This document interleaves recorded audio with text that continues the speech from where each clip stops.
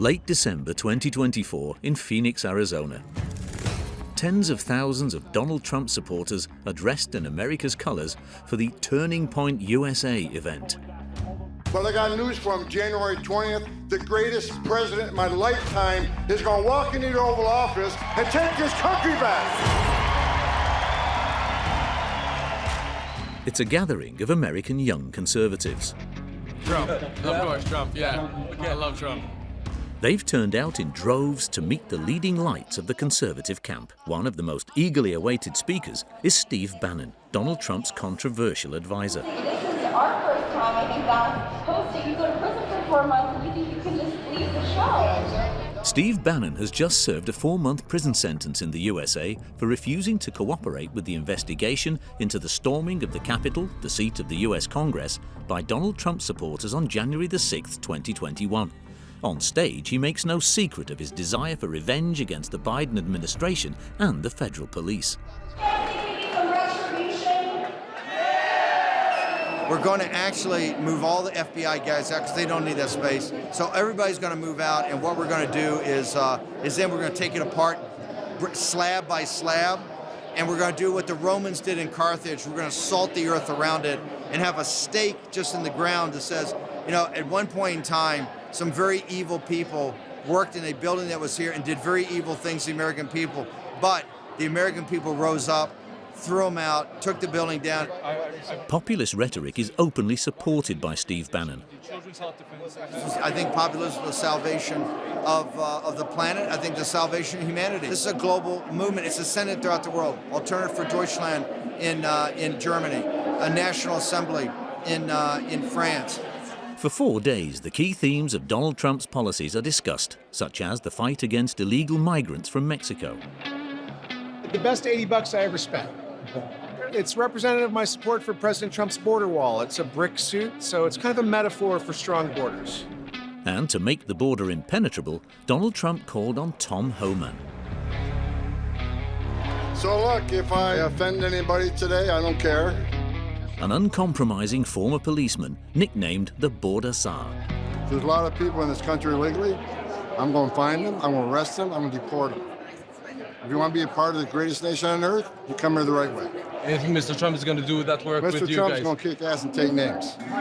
As at every event in the Trump world, there's talk about politics, but also about business.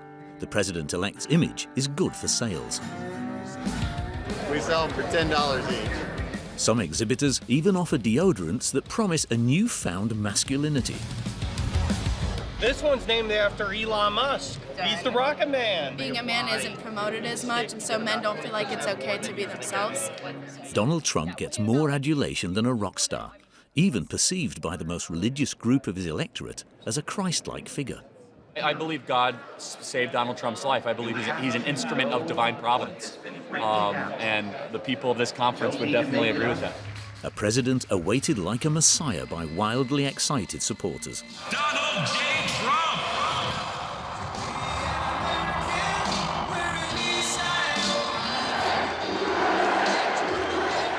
January 20th will truly be Liberation Day in America. Is that okay? Liberation Day. For over an hour, Donald Trump piles on attacks, particularly on transgender people. And on day one, we're going to stop the transgender lunacy. And I will sign executive orders to end child sexual mutilation, get transgender out of the military and out of our elementary schools and middle schools and high school. 4 years after his defeat by Joe Biden, Donald Trump is making a comeback. We will make America great again. Surrounded by supporters more determined than ever. While at the same time, he was the subject of several legal cases, notably for having called on his supporters to stage an insurrection on Capitol Hill. Last November, however, Donald Trump scored a victory over Kamala Harris. But it's a political victory that our country has never seen before, nothing like this. But with Donald Trump's triumph, a whole clan is moving into power. Je pense qu'on est en plein dans l'ère de la dynastie Trump. C'est en tout cas ce que signifie cette réélection. For the past few weeks, Americans have been fascinated by the billionaire's granddaughter, Kay Madison. All right, that does not look bad. The 17-year-old has transformed herself into a political influencer on social media to appeal to a younger electorate. The coolest part of having a grandpa as a president.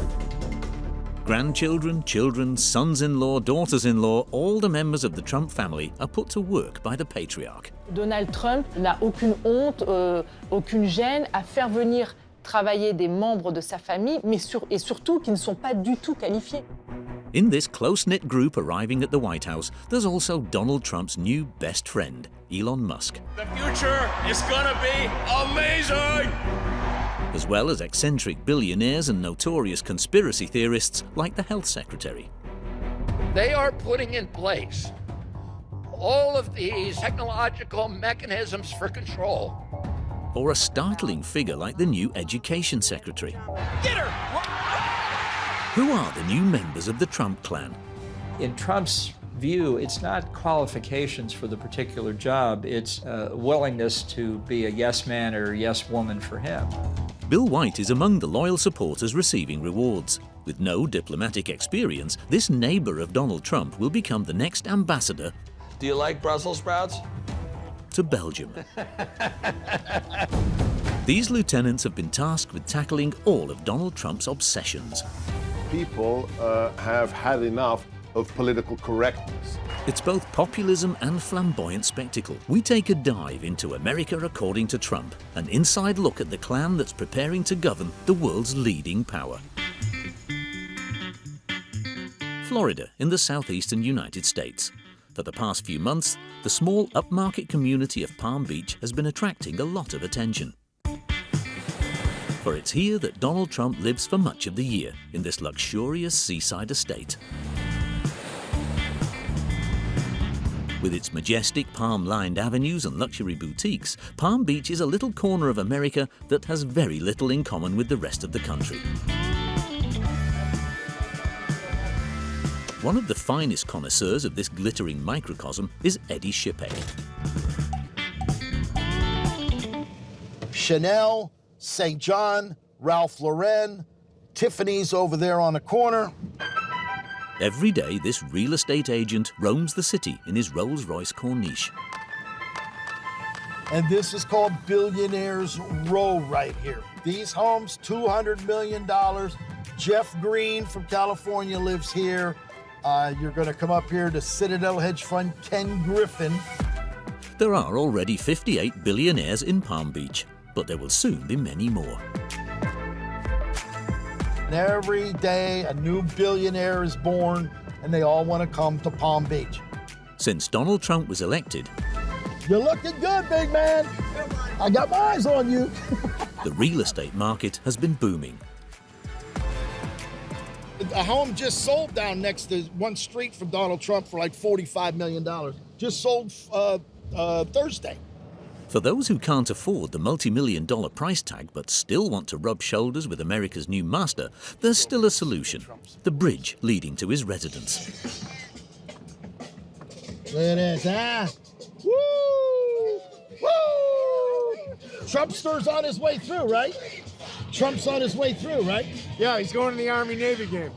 Oh, he's getting ready to leave. He's going to be leaving any minute. All right, we're going to go. Hey, here we go. Look at this. Trump supporters. Amidst a massive flags, a score of overexcited supporters await the new president's arrival. It was a good day. It'll be a better day on January 20th when Trump comes our president. Fight, fight, fight! Since the assassination attempt on his life, Donald Trump's security has been greatly reinforced. There you go, more Secret Service, bomb squad, along with the SWAT teams, more Secret Service. Today, he's on his way to a simple soccer match, but the convoy is impressive.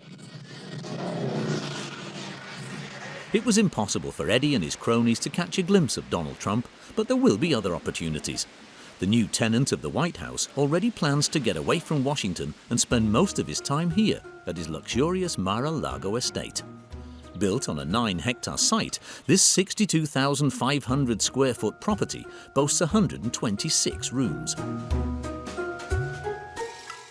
C'est un endroit fascinant parce que ça dit beaucoup de choses de Donald Trump. Il y a énormément de luxe, la décoration est très kitsch. Mar-a-Lago, c'est assez spectaculaire, il faut reconnaître, parce que c'est dans son jus. Ça dégouline d'or, mais c'est de l'or ancien, c'est comme Versailles. Donc ça ressemble un peu à Versailles, c'est un petit Versailles.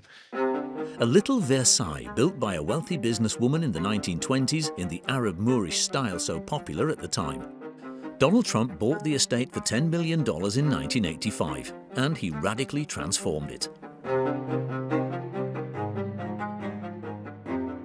Donald Trump a très vite réalisé que ça coûtait une fortune en entretien et que donc il fallait qu'il le rentabilise pour payer les travaux incessants. Il a des problèmes financiers à la fin des années 80, donc là, c'est à ce moment-là qu'il le transforme en club. This club welcomes a few hundred hand-picked members. Membership fees are secret, but there is talk of an entrance fee of $500,000 and an annual fee of $20,000. C'est un club social, donc il y a tout un tas d'événements mondains qui sont organisés. C'est tout ce qu'aime Donald Trump. C'est-à-dire c'est à la fois sa maison, mais l'endroit où il peut recevoir ses amis, qui en plus payent leur chambre d'hôtel. Donc il y a une espèce de mélange des gens. C'est un domaine entier qui lui est dédié. A high-security estate patrolled by robot dogs. The billionaire has gradually turned Mar-a-Lago into a second White House. C'est devenu un petit peu le centre du monde avec des leaders étrangers qui s'y succèdent, des ultra-riches américains qui y viennent en espérant nouer des contacts avec le futur président. A veritable political HQ where the new president celebrated his victory last November. Surrounded by his children, grandchildren, sons-in-law, daughters-in-law, the entire Trump clan. 3, 2, 1. There's even a new kid on the block. A picture with your boy. We have to get Elon with his boy. Billionaire Elon Musk. Il y a eu beaucoup de moqueries, on l'a comparé à... On a dit que c'était la nouvelle Melania et que, voilà, que c'était la first lady. Il fait partie de la famille désormais quasiment. Donc il est sur toutes les photos. The billionaire is able to strike a pose in the victory photo because Donald Trump owes his victory in part to him. La campagne de Trump était très bien financée, mais enfin, pas aussi bien que celle de Kamala Harris, qui a quand même levé 1,5 milliard de dollars. Trump n'avait pas autant. Ce qu'a fait Elon Musk, il a injecté de sa poche plus de 250 millions de dollars dans la campagne de Trump. Ça fait du bien, clairement. By writing this check, Elon Musk became the largest donor in US history. On a toujours eu des milliardaires qui ont soutenu des candidats, mais typiquement, c'était des milliardaires qui étaient plutôt derrière la scène, qu'on ne voyait pas, qui aimaient la discrétion. La grosse différence avec Elon Musk, c'est qu'il se met en scène en plus. With the erratic CEO, the days of behind-the-scenes politics are over. It's time to put on a show. Last October, Elon Musk launched a competition. Every day, a winner was drawn from among the signatories of a pro-Trump petition. A surprising practice, but not illegal in the United States. For the lucky winner of the day, a check for $1 million. By the way, John had no idea. So, anyway, you're welcome. Yeah.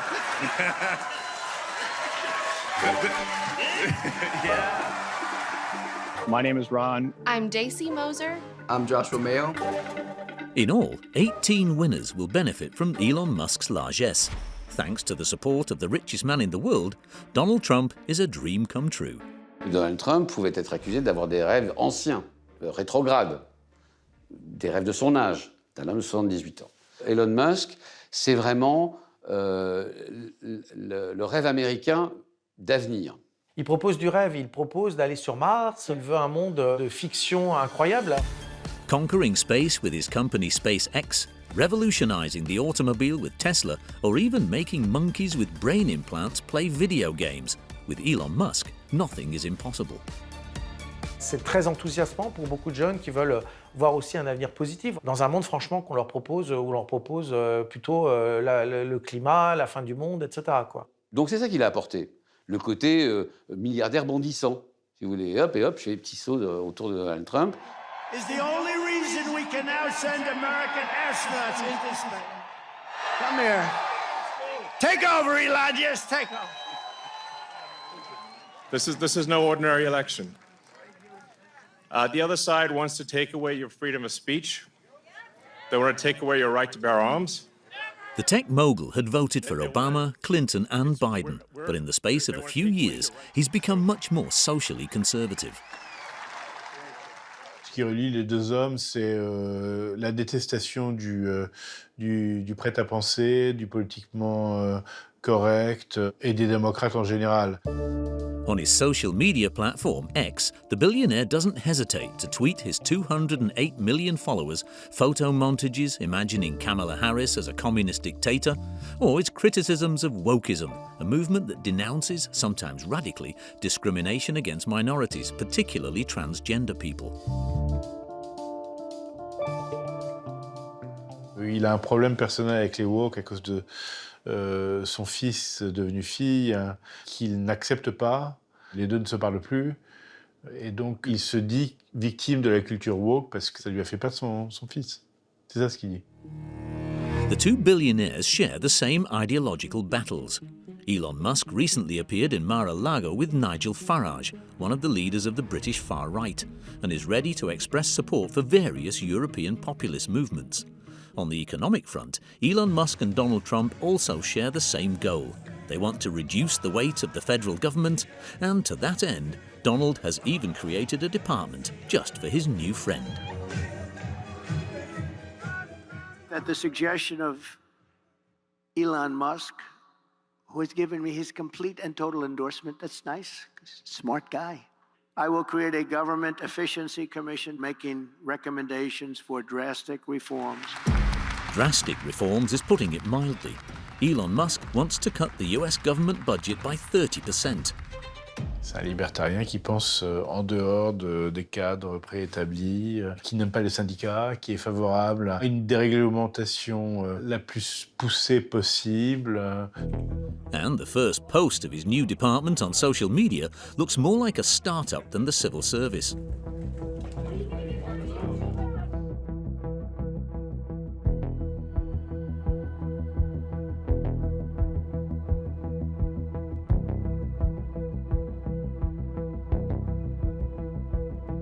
The message is clear.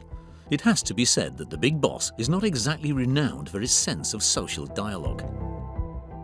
Il n'hésite pas à virer tous ceux déjà qui s'opposent à lui. C'est vrai qu'il est capable de rationaliser beaucoup au niveau de ses entreprises pour faire avancer les choses, mais en même temps, c'est un coût humain important. Il a viré quand même la moitié du personnel de Twitter en 15 jours. Above all, the appointment of the world's richest man to government raises serious questions of conflict of interest. Une grande partie de son business, c'est quand même SpaceX qui travaille directement avec les autorités fédérales aux États-Unis. Il s'est construit beaucoup par rapport à cet argent fédéral. Sa richesse vient beaucoup de ça. Donc c'est quand même incroyable qu'il ait le culot, et ça c'est typique aussi, de dire qu'il n'aurait plus dépensé d'argent public alors que lui-même s'est enrichi sur le dos de l'argent public. Investors have seen what's happening, and the value of SpaceX and Tesla has soared since Donald Trump's victory. In 3 months, Elon Musk's assets have already risen by more than $70 billion. Big money maneuvering to get a billionaire elected. That's what American democracy is all about.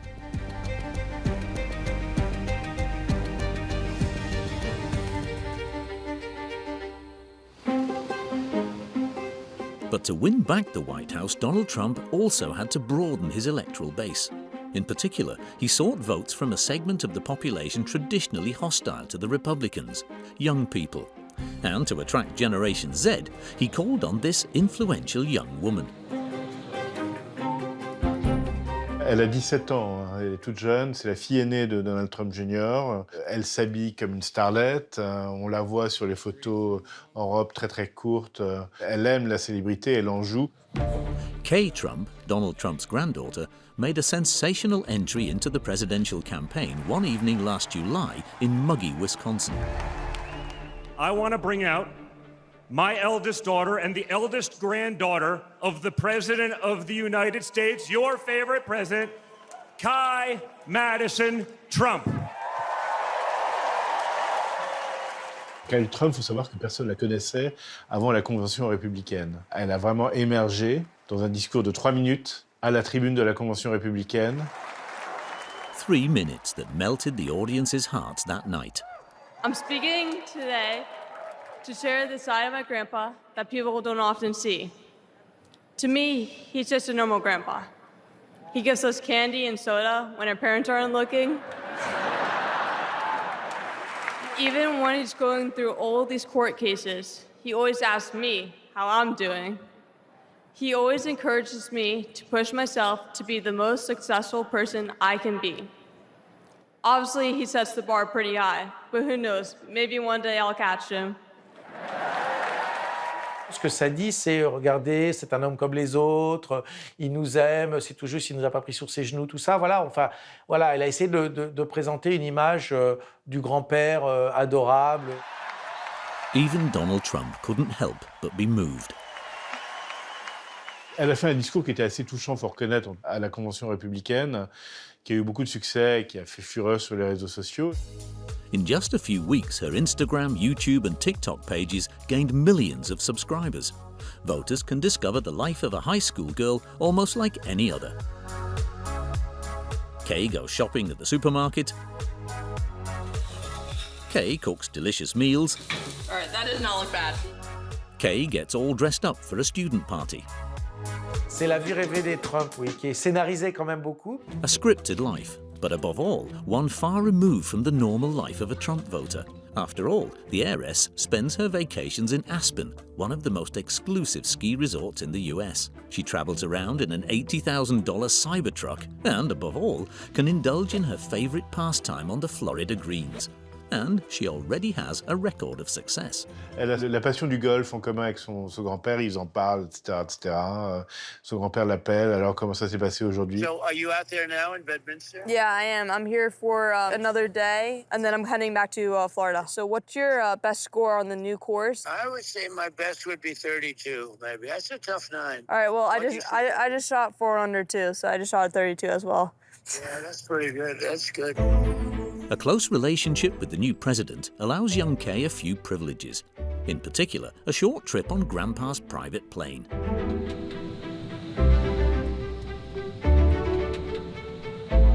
A chance to unwind with her girlfriends. Elle est très fière de s'appeler Trump. C'est le cliché de la petite fille Trump. C'est le cliché d'une héritière Trump. An heiress able to attend the Starship rocket launch as a VIP, alongside Donald Trump and Elon Musk himself.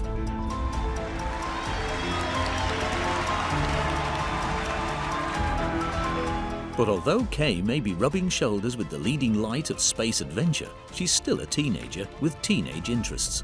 Did you ever play Fortnite? No. Le problème depuis le début de Donald Trump, c'est d'avoir 78 ans. Donc en fait, il donne du Trump Junior le plus possible, histoire de montrer qu'il n'est pas totalement à la ramasse. This strategy of normalizing and rejuvenating the family's image Welcome back to your channel. has made a major contribution to the Trump clan's reconquest of the White House. In the last election, 42% of 18 to 24-year-olds voted for the billionaire, 11 points more than in 2020. And among the invaluable architects of this success is another Trump, Barron, son of Donald and Melania. C'est un garçon qui est très timide. Et quand il était à la Maison-Blanche, on savait, il fuyait les photographes. On voyait très bien que, par exemple, quand son père sortait de l'hélicoptère Marine One présidentiel sur la pelouse de la Maison-Blanche, son fils systématiquement se mettait dans un angle qui empêchait les photographes de le prendre en photo. Barron, c'est pas quelqu'un qui apprécie la lumière. Cela dit, Barron a joué un rôle important dans la campagne. In just a few years, the shy young man has become an important advisor to his father. Son fils Barron l'a assez bien conseillé sur certaines choses, et notamment les podcasts et les YouTubeurs à aller voir, comme Rogan, par exemple, Joe Rogan, parce qu'ils ont une audience importante auprès des jeunes et auprès des jeunes hommes notamment. All right, we're rolling. Good to see you, sir. Here we go.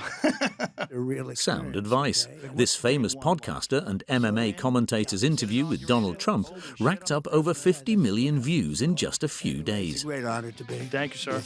Je pense qu'on est en plein dans l'ère de la dynastie Trump. C'est en tout cas ce que signifie cette réélection. With the patriarch's return to the White House, an entire family is taking its place on the throne. The Trump family includes Donald and Melania, of course, but there are also Donald's 5 children. Donald Trump Jr., Ivanka, Eric, Tiffany and Barron. And their respective spouses. Tous les membres du clan, en tout cas ceux qui le veulent, sont mis à contribution. Donald Trump n'a aucune honte, aucune gêne à faire venir travailler des membres de sa famille, et surtout qui ne sont pas du tout qualifiés. Among those close to the president is Masad Boulos, his daughter Tiffany's father-in-law. This businessman, who made his fortune in the Nigerian car trade and who has absolutely no geopolitical experience, has been promoted to Middle East advisor. Donald Trump has also given a valuable gift to Charles Kushner, his daughter Ivanka's father-in-law. Charles Kushner a été nommé pour être le prochain ambassadeur en France. Il a tout un tas de casseroles, il a fait de la prison, il a des manières de faire qui rappellent celles de la mafia. Il a notamment piégé son beau-frère. Ce sont des histoires très compliquées, très nauséabondes et malgré ces dossiers sur certaines personnes, Trump, ça ne le gêne pas du tout parce qu'il veut récompenser ses fidèles. His son's former girlfriend, Kimberly Guilfoyle, has also been rewarded for her loyalty. She has spent most of her career in television, but has been appointed ambassador to Greece. Oui, il y a une forme de népotisme chez Donald Trump. Enfin, c'est clair, c'est évident. To get a prestigious position in the new administration, the ideal is to be part of the Trump family. But if you're not Donald Trump's son-in-law or daughter-in-law, all is not lost. You can also be his neighbour in Palm Beach. Just a stone's throw from the luxurious marina, Southland Park is one of the city's most sought-after neighbourhoods. This is where Brian and Bill live. At 57, Bill has made a fortune with his consultancy company. So you can see Mar-a-Lago, which is the home of President Trump and Mrs. Trump and Baron Trump. The beautiful big American flag flying on the flagpole. Look at the wind, it's beautiful. Bill and his husband will soon have to do without the view they love. This house we just sold for $12.9 million. In a few weeks, the couple will be moving abroad. Monsieur Yor. Bill has just been promoted. Officer Ivory Streeter, now big real estate guy. Good, how are you? Congratulations. Oh, thank you so much. We're very excited. You're going to have to figure out how to come visit us in Brussels. Oh, yeah. Well, do you like Brussels sprouts? of course. 2 days ago, Bill was appointed ambassador to Belgium. An appointment made with a simple phone call. Thank you. Nice to talk to you. Have a great day. You too. Okay, bye. By President Trump himself. And I'm out here by the water, and I thought, oh my God, I want Brian to hear this. So I'm screaming for Brian, Brian, Brian. I run to him, and he's in the shower with shampoo in his hair. It's my husband. And now the president's on the phone. So I'm looking at him with the shampoo in the hair coming down with no water, okay? And the president says, hi, Bill, how are you? You two are going to Belgium, that you're going to be the next ambassador to Belgium. An ambassadorship as a reward for the loyal service of Bill and his husband. This is, when was this? This is at the 4th of July. During the presidential campaign, the couple raised funds to support Donald Trump. In total, more than $5 million. For this New York liberal, this support was not a matter of course. Bill had even voted for Obama or Clinton before, but the wealthy entrepreneur finally made his choice for the Republican candidate, not least because he believes that, unlike the Democrats, Donald Trump has never discriminated against homosexuals. Rick Grinnell. He was the first openly gay member of a president's cabinet in the history of America. Who put a gay man on the cabinet? Carter? No. Obama? No. Biden? No. Who did it? Clinton? No. Who did it? Donald Trump did it. Bill is an ardent admirer of Donald Trump. Yes. Can we bring it? Yes. And that's probably why he was chosen as ambassador. He knows nothing about Belgium or diplomacy. But that doesn't seem to be a problem. I actually think if you speak French, this is nice, but he wants you to speak English. You are representing the United States of America. If you have a family history of being French or Belgique or Italian, this is not important to him. He wants you to do a good job for America and for him. But there's one man in Washington who strongly doubts that the president's new men will do a good job for America. John Bolton was Donald Trump's national security advisor for a year and a half. An experience that has not left him with very fond memories. Well, I don't have a relationship with Mr. Trump today, and I haven't since the day I resigned. Working in the Trump White House was like living inside a pinball machine. It was very erratic and unstructured. Today, he denounces the lack of qualifications within the new administration. You have a group of people around the president who are not really qualified by anything other than their fealty to him. A lot of the media talk about loyalty, that Trump's looking for loyalty. That's the wrong word. Loyalty is a good thing, but fealty, meaning submission, is what he wants. He doesn't want a lot of back talk. He just wants people to do what he wants them to do.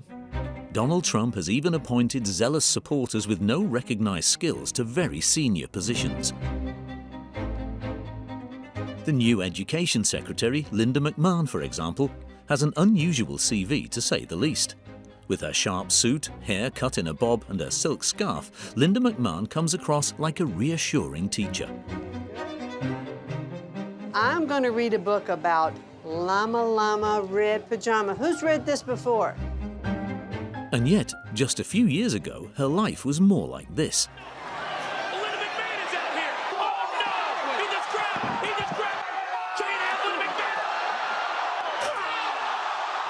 For 16 years, Linda McMahon ran the country's leading wrestling league with her husband. The new Education Secretary was used to instilling educational principles in her children. In 2 weeks! Look at this! Directly in the ring.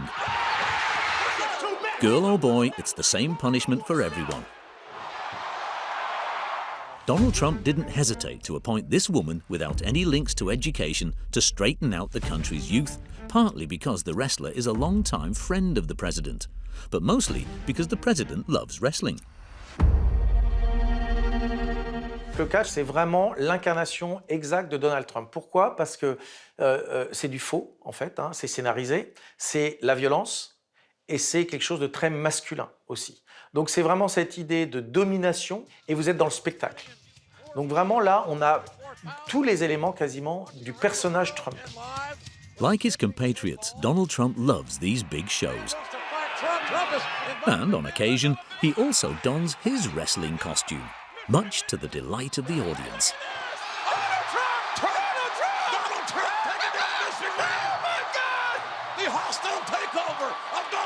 For the born actor that Donald Trump is, these appearances are also the fruit of a carefully considered political strategy. Donald Trump a très facilement pu jouer le peuple contre les élites, en montrant ce que les Américains aiment par-dessus tout, c'est-à-dire les combats de boxe, le catch, le football américain, la culture américaine de base, quoi. During the campaign, Kamala Harris and the Democrats summoned the whole of Hollywood, including Jennifer Lopez and Lady Gaga, to support them. I cast my vote for someone who will be a president for all Americans. A strategy that proved to be a failure. Que Taylor Swift, milliardaire, vienne expliquer aux Américains du commun pour qui il fallait voter, ça a été parfaitement contre-productif. Ça m'étonne que les démocrates aient laissé faire. Pareil pour Beyoncé. Donald Trump took a completely different approach. To win over voters, the billionaire preferred to parade his wrestling friends on the podium.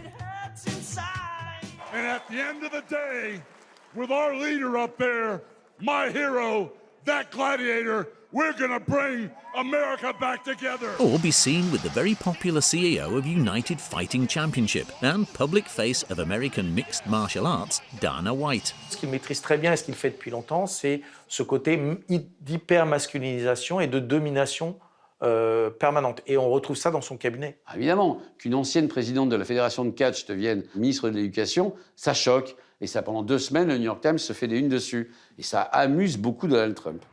It amuses him all the more because he has a very specific plan in mind for this department and its 4,000 civil servants.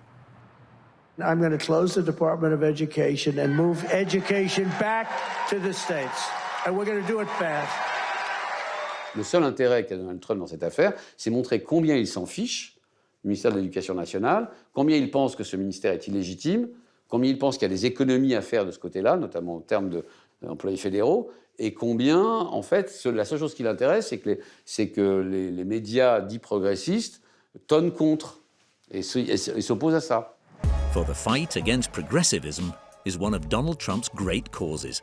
For years, he's been convinced that the Department of Education is undermining the values of the 70 million students in the American school system. When I return to the White House, I will fire the radical left accreditors that have allowed our colleges to become dominated by Marxist maniacs and lunatics. We will then accept applications for new accreditors who will impose real standards on colleges once again and once and for all. These standards will include defending the American tradition and Western civilization, removing all Marxist diversity, equity, and inclusion bureaucrats. Another reason that Linda McMahon managed to make it to the head of the Department of Education Thank you. Please sit. is that she belongs to one of the most influential think tanks in the conservative camp, the America First Policy Institute. In November, from his Mar-a-Lago villa, Donald Trump made a point of thanking these shadowy advisors. I want to thank you very much. And the America First Policy Institute, what a job they've done. Founded in 2021 after Trump lost to Joe Biden, the America First Policy Institute has been working ever since to draw the contours of Donald Trump's future presidency, inspired by their Christian faith and recorded in this short document. Among their favourite themes are reform of the education system and the fight against alleged corruption in the American administration. We now have a government that feels itself accountable in many ways to itself and not to the best interest of the American people. We really need to fight government corruption by draining the swamp. Donald Trump is obsessed with cleaning up the American administration. He's convinced that it's infiltrated by traitors, so he's found some very dubious collaborators to help him clear the decks. In Washington, one of them exceptionally granted us an interview on the premises of the podcast he hosts several times a week on the internet. And share the links with your friends on the platform of your choice, whether it's Salem, Apple, Spotify. Armed with a gun and a James Bond poster on his wall, Sebastian Gorka will become the president's next counter-terrorism advisor in just a few days. Good riddance to Christopher Wray, the utter disgrace, who is still the director of the FBI, but not for long. His hobby horse is the fight against what he calls the deep state. He's a conspiracy theorist who believes there's a state within a state, and his favourite target is none other than the FBI, the US Federal Police. After 9/11, the FBI's gone from being a police force, Joe, to being an internal security service that it was never meant to be. The deep state is the unaccountable bureaucracy that believes that it doesn't matter who is elected president, they get to run the country. They're basically traitors inside the government. Can't have people who believe the will of the electorate doesn't matter. Yes, they must be identified and removed from government. Worrying talk from a man who will soon be working closely with the FBI. Yeah, because I'm going to want to talk about the FBI. Sebastian Gorka is a man with a checkered past. Of Hungarian origin, he appeared at President Trump's inauguration in 2017 wearing a traditional jacket and sporting a medal from a Hungarian nationalist group that collaborated with the Nazi regime during the Second World War. Yet Donald Trump gave him a position as White House advisor, from which he was dismissed after 7 months as too radical.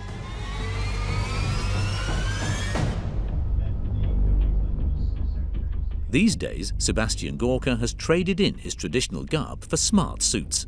He even sells himself as a vigilante in the service of a conservative America, as portrayed in Sylvester Stallone's testosterone-fueled films. Well, I mean, he's iconic. I mean, it's a part of American pop culture, redefined the action movie. The Hollywood actor is a fervent supporter of Donald Trump. Famous people have had enough of political correctness, whether it's the transgender lunacy that men can become women, or whether it's, you know, policing what you can say on social media. These are the things that maybe attracted people like Stallone or Musk. As one of Donald Trump's advisors, Sebastian Gorka doesn't exactly love the press, and he let us know about it. I was deputy assistant to the president and strategist at the same time, yes. And for how long? 7 months. Have you not done your homework? I did it. Good. So don't ask stupid questions, okay? Okay, you want to ask serious questions? Get to work. The mainstream media cannot be trusted. We were told COVID didn't come from a lab. We were told the vaccines will prevent you from getting sick. We were told again and again and again, President Trump is a Russian spy. We were told garbage and lies by CNN, the Washington Post, the New York Times, and people said, I don't buy it. I don't trust these people. They are dead. The future counter-terrorism advisor promises to rid the country of what he sees as its main threat, immigration. We have been run by a government that hates America. You can't love America and open the borders and allow 16 million illegals in. If only 1% of them are terrorists or members of the narco cartels, that is tens of hundreds of thousands of criminals. So we have a massive domestic threat. That's what Biden, that's what Kamala Harris did. Back in 2017, Sebastian Gorka was one of the architects of the controversial presidential executive order dubbed the Muslim ban, banning nationals of 7 Muslim countries considered enemies from entering the US. He's a con man. His resume is embellished, and he's demonstrated that he's fundamentally a yes man for Donald Trump. And what Trump says he wants, Gorka will do. But a president is not well served when his top advisors are yes men, when they don't give him all the facts, when they don't tell him what his options are. But Donald Trump isn't just calling on obedient subordinates to help him govern. He's even managed to rally a former political adversary to his cause. A Democrat with a surname that's legendary in America, Robert Kennedy Jr. And I also want to salute Bobby's decades of work as an advocate for the health of our families and our children. Nobody's done more. This future health secretary is simply the nephew of President Kennedy. Le nom Kennedy n'est pas anodin, c'est une partie de l'histoire de l'Amérique, c'est comme un titre de noblesse. Et Trump est très sensible à ce genre de choses. For a long time, Robert Kennedy Jr. was even one of the leading lights of the Democratic Party. C'est quand même un des rejetons de la famille Kennedy, et pas un des moindres, qui tombe dans l'escarcelle de Donald Trump. Voilà pour le récit.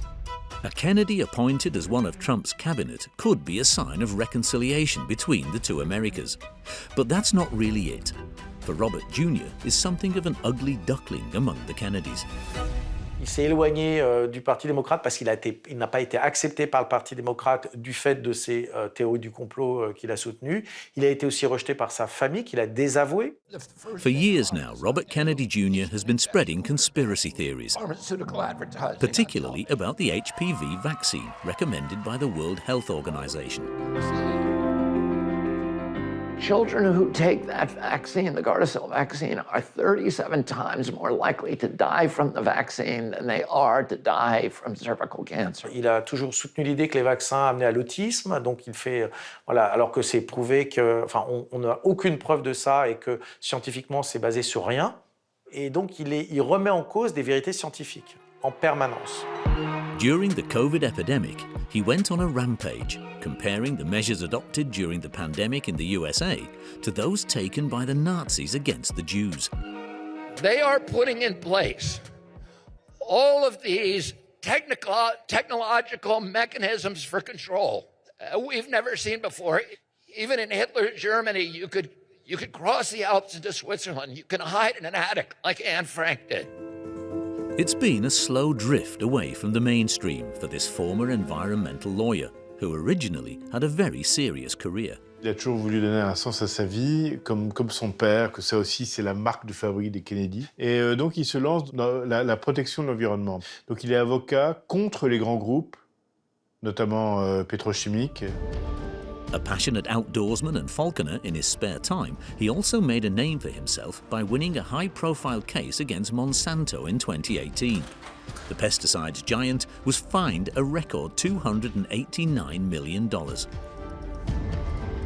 Robert F. Kennedy, pendant longtemps, il passait pour un Robin des Bois contre les grandes corporations. Il n'y a pas que des choses négatives chez Robert Kennedy Jr. Il y a aussi, effectivement, l'idée qui est très démocrate d'ailleurs, qu'il y a peut-être moyen de faire plier les big pharma. The first day in office, I'm going to issue an executive order banning pharmaceutical advertising on television. On est quand même très loin du néolibéralisme effréné que prône Donald Trump. And this is not the only disagreement likely to arise between the new president and his health secretary. For Robert Kennedy Jr. is a fitness enthusiast. On social media, he regularly displays his Olympian level of fitness at the age of 70, and he regularly crusades against junk food. Enough is enough. President Trump and I are going to stop the mass poisoning of American children. Together, we're going to make America healthy again. A promise he's sure to have a hard time delivering, as the Trump administration is more about burgers than steamed broccoli. Il y a une image qui a beaucoup circulé, où on le voit dans l'avion avec Donald Trump, et ils sont en train de manger un hamburger, alors que lui a toujours dit qu'il était contre la malbouffe, qu'il fallait arrêter de manger tout ce qui était nourriture industrielle. Donald Trump Jr., who posted the photo on X, wrote the satirical caption. Il est le contraire de Donald Trump. Donald Trump se vante de manger des hamburgers, de boire du soda et des boissons sucrées, etc. Donc, effectivement, il y a une énorme contradiction. Donald Trump has never hidden his passion for junk food. Alongside his first wife, Ivana, he even lent his acting talents to America's biggest calorie seller. It's amazing. A big and tasty for just $1? How do you do it? What's your secret? At a time when 3/4 of Americans are overweight or obese, the health secretary's fight against junk food may well be the only good news to emerge from his appointment. While new advisors such as Robert Kennedy Jr. have reinforced the Trump plan, one prominent family member seems to have defected: future First Lady Melania Trump. Pour fêter la victoire de Donald Trump, elle n'était pas là. Qu'est-ce que ça veut dire? Moi, je n'ai pas d'informations là-dessus, mais en tout cas, je pense que ça interpelle quand même. How can we explain Melania's almost total media disappearance over the past few months? To find out, we spoke to Régine Mahot, one of the few people to have a close personal relationship with the presidential couple. Et la photo de la sécurité, elle l'a mis Daria ou pas? Il faut la montrer celle-là. This Belgian photographer has been immortalizing the Trump family for over 15 years. Je crois qu'il m'aime bien parce que je suis très discrète. C'est déjà très exceptionnel que je vous parle. She met them for the first time in 2010. Régine was asked to take photos in the Holy of Holies, Donald and Melania's private apartment. La famille Trump était quand même très ouverte, donc si vous arrivez là, vous pouvez aller dans toutes les pièces de la maison, choisir ce que vous voulez. Je pense qu'ils se prêtent au jeu et qu'ils aiment beaucoup ça. In photographing the First Lady, Régine believes she has captured the personality of this enigmatic woman. C'est une femme très intelligente, très sensible à la fois, assez drôle, étonnamment, parce que je pense que c'est pas l'image qu'elle donne, mais elle est vraiment drôle. Elle n'est pas la femme typique de Palm Beach.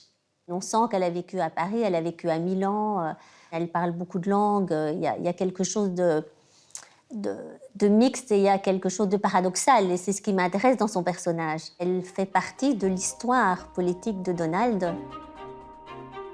It's a story that began a long way from the United States, as the First Lady was born in 1970 in communist Yugoslavia. Young Melania soon developed a passion for fashion, and in 1993 she shot this commercial, broadcast on Slovenian television. She played a woman president of the United States. Prophetic.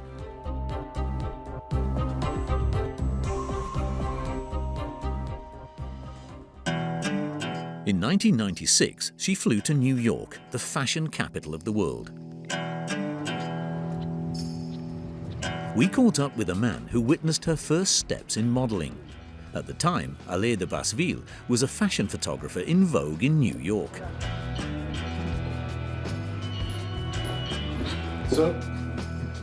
Moi, quand je l'ai vu, je me suis dit, il y a un truc. Je l'ai senti déterminé. Tous les gens de l'Est à l'époque, ont une vraie ambition. Et elle représente, et c'est ça qu'il faut se rappeler, elle représente l'ambition. Tu vois la manière dont elle regarde. La manière dont elle regarde, c'est pas une fille normale qui regarde. The young woman was so determined that she was ready to reveal herself in front of his camera. Il y a cette complicité des femmes ensemble que je voulais faire très Renaissance, qui est au-delà de la sexualité, etc., qui est plus la complicité. Voilà. Little by little, Melania made her name for herself. She began to socialize with New York high society. And in the late 90s, she was seen on the arm of a real estate tycoon with a blonde mane and deep pockets, Donald Trump. Il était toujours à prendre les tables, prendre les bouteilles d'alcool pour tout le monde. Il était très généreux. Il fait partie des gens voilà, qui sortaient, qui étaient amusants, qui étaient sympathiques. Elle a rapidement fasciné Donald Trump, qui d'ailleurs est depuis toujours fasciné par les femmes est-européennes. Hein. Les Russes, les Slovènes, les Slovaques, enfin tout ce qui est grand et blond. Hein. Et ensuite, elle a, avec Donald Trump, je pense, commencé une histoire qui est une vraie histoire d'amour. L'histoire d'une femme fascinée par ce chevalier de l'immobilier que pouvait être Donald Trump. The New York romance culminated in a lavish wedding at Mar-a-Lago. Melania soon gave birth to Barron, Donald Trump's fifth child. And when her husband acceded to the White House years later, she accepted her role as First Lady with little enthusiasm. Pendant le premier mandat, elle a pas été très visible. Hein. On sait qu'à la Maison-Blanche, elle était entourée d'un cabinet qui était extrêmement restreint, qui était à peu près 10 fois moins nombreux que le cabinet de Michelle Obama avant elle et celui de Jill Biden après elle. Elle ne venait quasiment jamais dans son bureau. The First Lady is certainly committed to the fight against bullying in schools. But above all, she presents herself as the perfect housewife, taking care of the White House Christmas decorations and the organisation of official dinners. An elegant, devoted wife who is a real political asset for Donald Trump. Elle incarne aussi une féminité très extrême. C'est pas Michelle Obama, hein, c'est pas la culture du sport, c'est plutôt voilà, la femme en talons aiguilles, très belle, le top modèle en fait. Hein, vraiment, c'est l'image sous papier glacé de la First Lady qui plaît beaucoup à un électorat conservateur. Despite playing a backseat role, Melania manages to impose some of her ideas, particularly when it comes to women's rights. Without a doubt, there is no room for compromise when it comes to this essential right that all women possess from birth: individual freedom. Melania defends her own convictions, especially when it serves her husband's electoral interests. Elle était là au moment où le débat sur l'avortement, par exemple, est devenu extrêmement chaud, extrêmement compliqué pour Donald Trump, où elle est clairement intervenue dans la campagne pour dire « En tout cas, moi, première dame des États-Unis, je ne serai pas celle qui laissera passer n'importe quoi sur l'avortement. » Ça a rendu fou furieux le camp évangélique, religieux qui soutenait Donald Trump, mais ça lui a permis de se recentrer d'une certaine manière. By displaying a more progressive stance than her husband, Melania enabled Donald Trump to win over some wavering voters. C'est un pari. Bon, c'est un pari qui a manifestement eu des conséquences positives, puisque Trump a été élu. As an independent woman, Melania plays a minimal role, but is at her husband's side when necessary. Please welcome our next Commander-in-Chief, my husband, President Donald J. Trump.